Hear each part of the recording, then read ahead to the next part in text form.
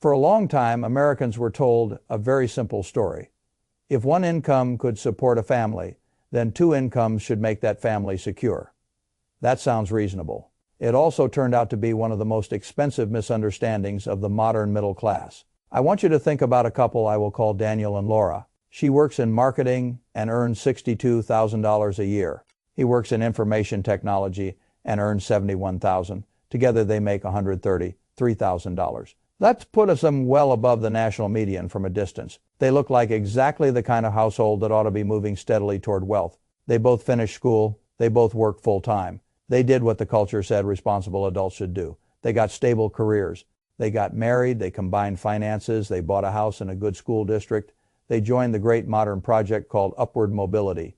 And yet, if you look under the surface, you find something else. They are tired. They are tense. They rarely feel ahead. When the car needed repairs last month, the bill went on a credit card. If one of them lost a job, the whole machine would begin shaking immediately. They have some savings, but not enough to make them feel calm. They are earning what should feel like safety. And somehow they still live with the psychology of exposure. That is not an unusual story anymore. It is one of the defining stories of the modern American middle class.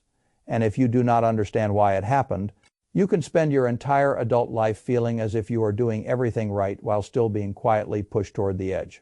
Most people blame themselves first. They assume they must be overspending.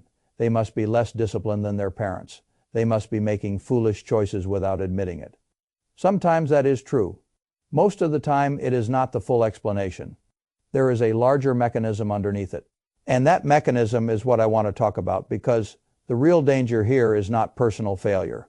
It is structural misunderstanding. A family making $133,000 should not feel this fragile if income alone were the whole story. But income is not the whole story. Structure is the story. The modern middle class has spent decades confusing a larger gross number with a stronger financial position. Those are not the same thing. I learned long ago that the right way to judge a financial life is not by asking how much comes in. The right question is this: how much margin remains after the non-negotiables have claimed their share? That is the question that reveals whether a household is secure or merely expensive. And when you ask that question honestly, a great many two-income households begin to look much weaker than they appear from the outside. The public has always loved arithmetic that flatters its hopes. One income supports a family. Two incomes should support the same family twice as well. That is the arithmetic people were sold.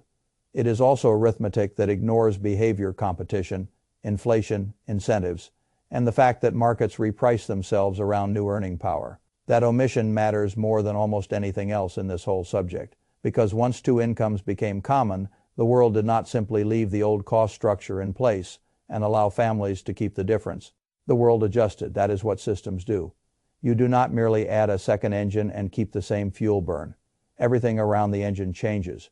And once you understand that, the whole modern household picture becomes painfully clear. The phrase often used to describe this is the two-income trap. I do not use the word trap lightly. A trap is not merely a bad outcome.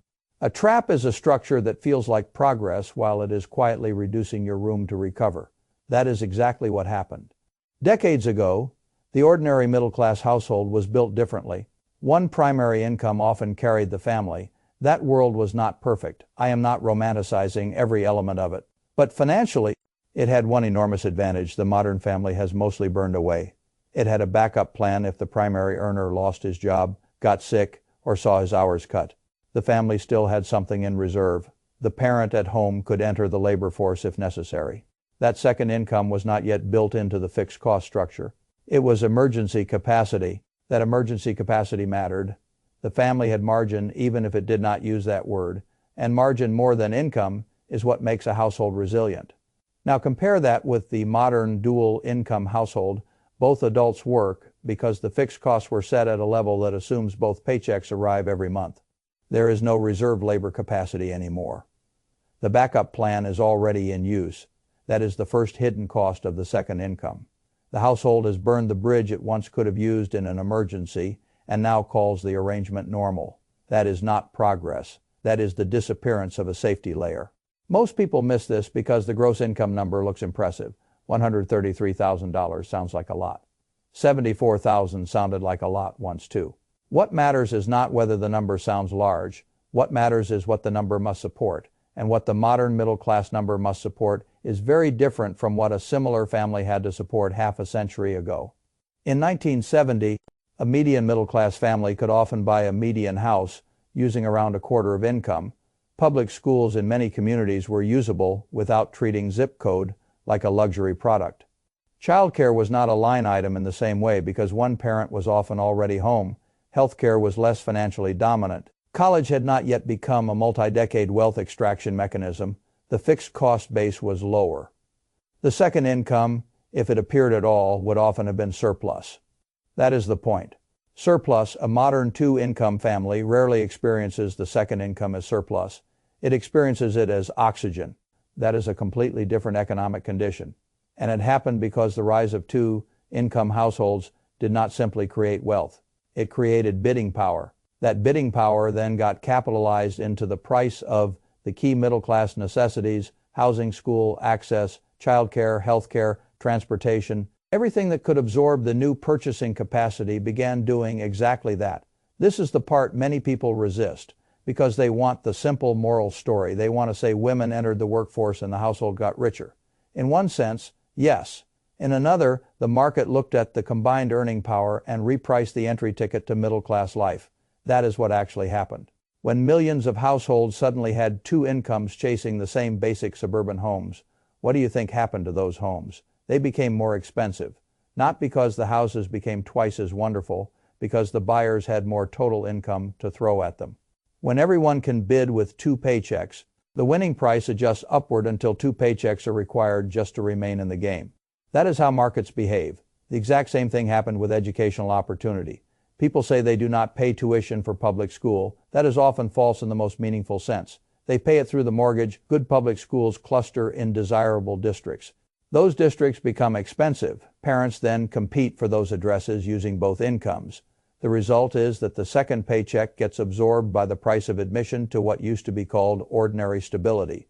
Again, this is not theory. It is the lived reality of an enormous number of American households. The second income did not become wealth. It became the mechanism through which baseline middle-class costs could rise. That is the trap. Now let us take apart the arithmetic even more honestly, because this is where the illusion finally breaks.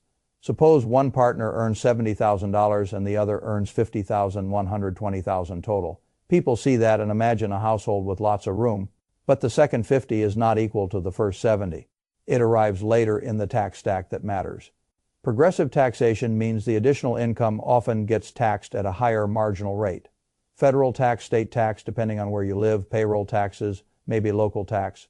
The second income may lose 30% or more before it even begins serving the family. Already the fantasy number has shrunk. Now add childcare for many families. Childcare is not optional. It is the direct cost of activating the second income. That is a very important way to think about it. If one partner would otherwise be home, then childcare is not just another family expense. It is one of the economic costs of earning the second paycheck in many parts of the country. One child in full-time care can cost $15,000 a year or more. Two children can make the arithmetic look absurd very quickly. Then add commuting fuel, maintenance, parking, extra wear on the vehicle, possibly a second car that would not otherwise be necessary. Then add something people rarely count honestly enough: exhaustion spending. This is one of the most underappreciated categories in the whole modern middle-class budget. Two adults working full-time, commuting, handling children, trying to keep a household functioning, often do not have the time or energy to perform the domestic labor A1.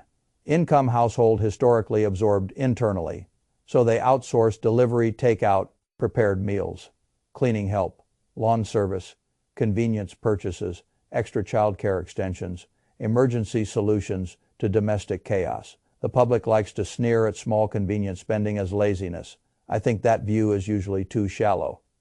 A lot of convenience spending is not about character. It is about the economics of exhaustion, and exhaustion is expensive.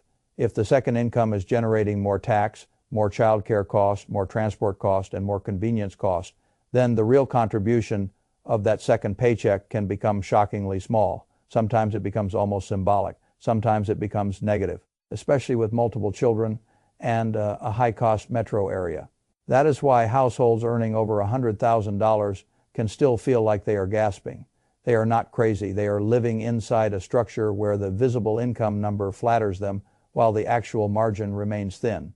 This is where the psychological damage begins, because if a family is truly poor, it understands its problem in one direct way. But if a family is earning a big-looking gross income and still feels fragile, the members often begin blaming themselves in a more corrosive way. We make too much to feel this broke. We must be terrible with money. We must be failing at adulthood. That self-accusation is often unnecessary and sometimes destructive. The structure deserves more blame than the household does.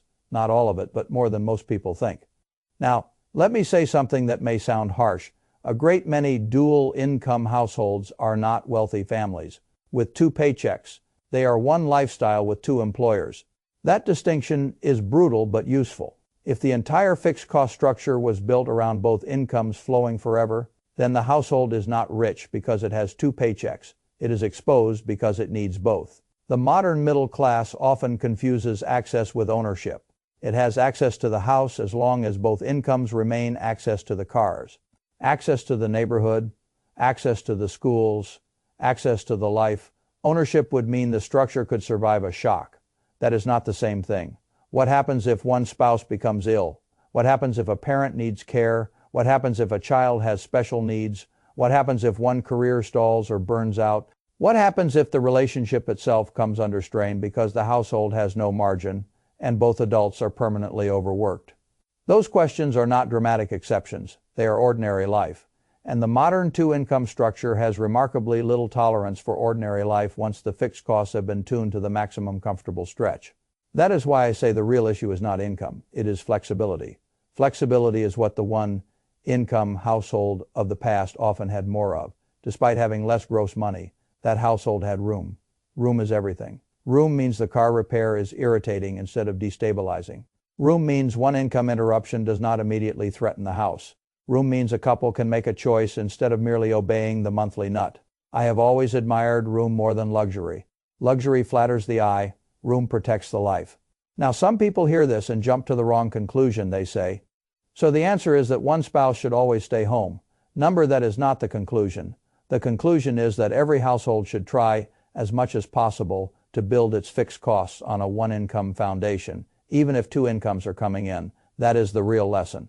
Do not build life around the maximum. The bank says two incomes can carry. Build life around the minimum one income can still support if something goes wrong. The difference between those two decisions is the difference between a trap and a strategy. A bank is not paid to protect your flexibility. It is paid to size your capacity according to its own standards and lend into it.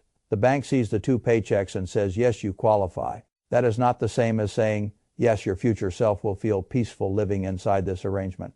Qualification is not safety. Qualification is simply permission to attempt something. I have seen countless families confuse those two ideas. That confusion is expensive. The same is true of cars. The same is true of private school. The same is true of all the lifestyle upgrades that seem harmless when viewed through the lens of gross combined income. Every recurring expense matters more than people think because each one lowers the household's ability to absorb an interruption. The issue is not whether the expense is evil. The issue is whether the expense narrows room. When enough room disappears, the household becomes brittle. That is the word I prefer. Brittle. A brittle household can look polished. It can have granite counters and matching SUVs and children in excellent activities. It can post attractive family photos and still be one layoff away from genuine panic. That is not wealth. That is a fragile performance of wealth. I have always thought one of the great financial errors of the modern age is confusing consumption financed by both incomes with security created by surplus. They are not the same. Security comes from surplus, and surplus exists only when the second income, or part of it, remains uncommitted. This is where the so-called one-income foundation becomes so powerful. Let one income cover the fixed structure.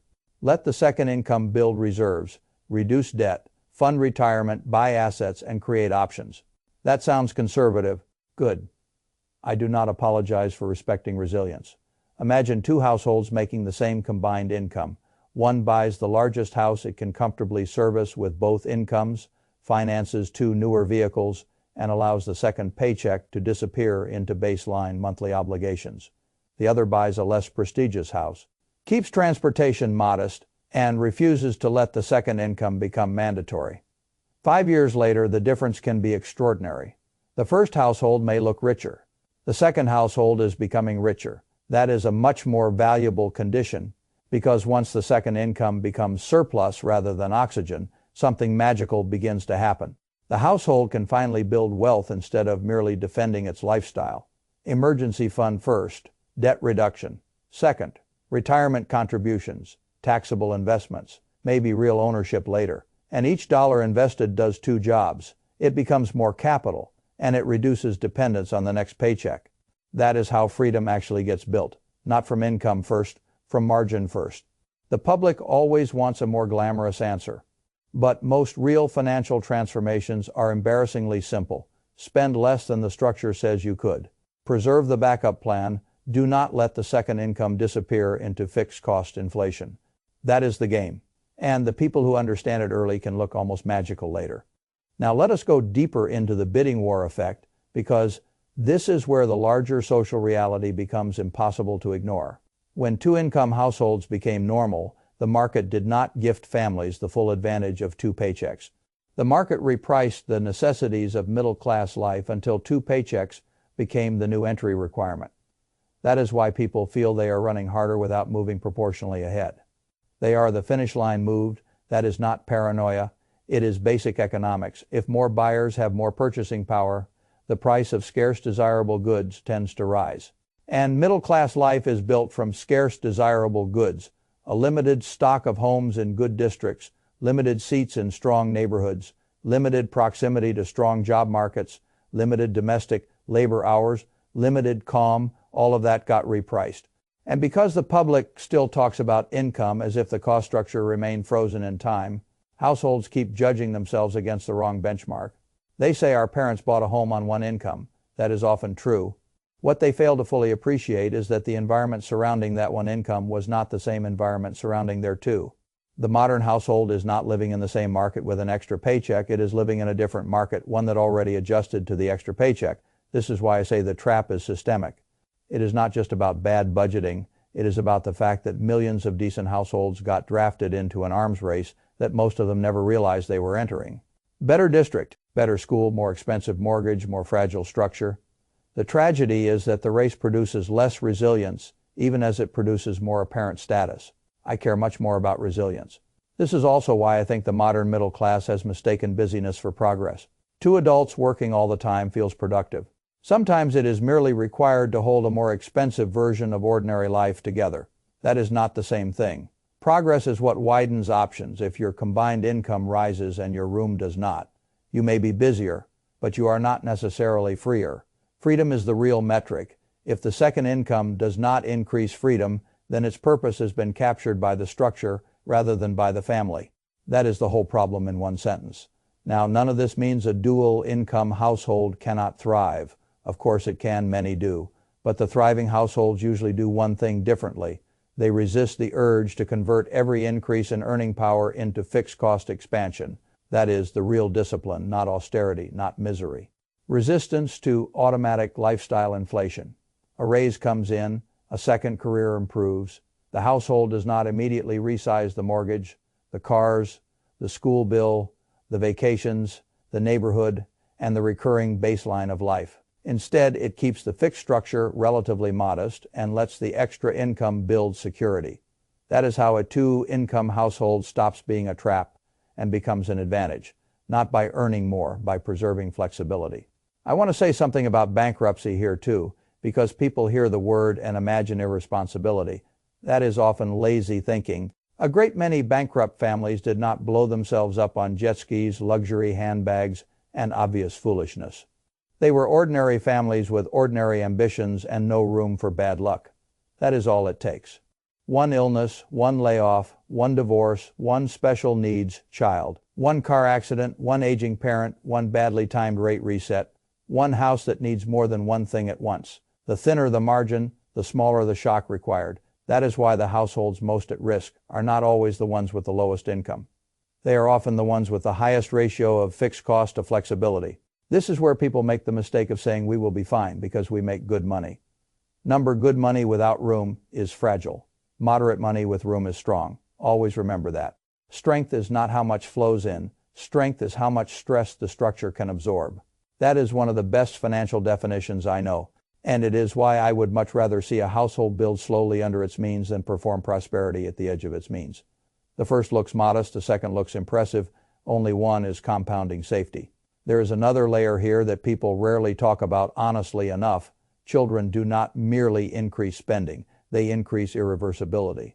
Once the house is purchased for the district, once routines are built around work schedules and pickup schedules and activity schedules, once the debt service assumes both incomes and the child care assumes both incomes and the emotional life of the family assumes both incomes, it becomes much harder to step down even if everyone can see that the arrangement is grinding the household down.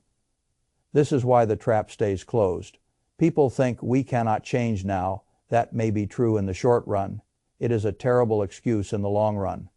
If the household sees the structure clearly enough, it can still begin rebuilding room. Slowly cut fixed costs where possible.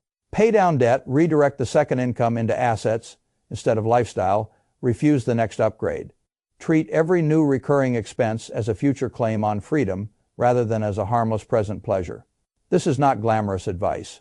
Good glamorous advice usually costs people a great deal. What works is usually humbler. I have never believed that a household has to live like monks in order to become strong. It does, however, have to know which decisions increase dependence and which decisions reduce it. That is the whole contest. Every mortgage size decision, every vehicle decision, every school decision, every recurring commitment, all of it either widens room or narrows it. That is why I come back to the one income foundation again and again. It is not a nostalgic fantasy. It is a modern resilient strategy. If one income can carry the core structure, the second income becomes a tool instead of a trap. It becomes capital. Not pressure, it becomes optionality, not oxygen. And that difference changes everything. When people ask me why some households with ordinary salaries become wealthy while others with much larger gross incomes remain tense forever, I almost always find the answer in the same place. One household preserved room, the other monetized both adults completely and built a life that required the machine to stay perfect. Machines do not stay perfect. That is why margin matters. That is why room matters. That is why flexibility matters. The old single-income households were not stronger because history was morally superior. They were stronger in one key financial sense, because they still had a reserve labor capacity and lower fixed costs relative to income. The modern family can recover some of that strength only by deliberately rebuilding it. That is the work now. Not complaining, not nostalgia, rebuilding room. I think that is the great task of the serious modern household, to stop letting the second income vanish into the structure, to stop calling qualification the same thing as safety, to stop treating every increase in earning power as an excuse to inflate baseline life, to remember that freedom is not measured by the size of the mortgage or the prestige of the zip code. Freedom is measured by how little the family has to panic when something ordinary goes wrong. That is what wealth begins to look like long before the account balance becomes impressive. Calm room choices, a little unused strength held in reserve. That is what the two-income trap quietly stole. And that is what a wise household must now fight to win back.